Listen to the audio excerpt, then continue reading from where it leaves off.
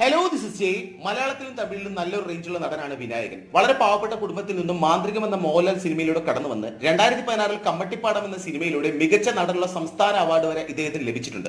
പ്രശസ്തിയുടെ കൊടുമുടി നിൽക്കുമ്പോഴും വിവാദങ്ങളുടെ നായകനായിരുന്നു ഇദ്ദേഹം.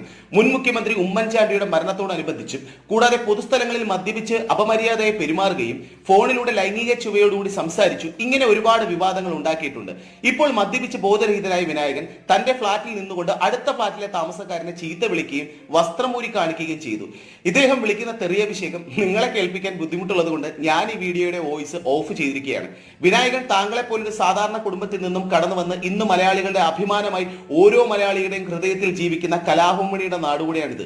വിനായകൻ, താങ്കൾ നല്ലൊരു നടനായിരിക്കും, പക്ഷെ നല്ലൊരു വ്യക്തി കൂടെ ആകാൻ ശ്രമിക്കൂ. ഇല്ലെങ്കിൽ വിനായകൻ താങ്കളുടെ സ്വഭാവം താങ്കൾക്ക് തന്നെ വിനയാകും.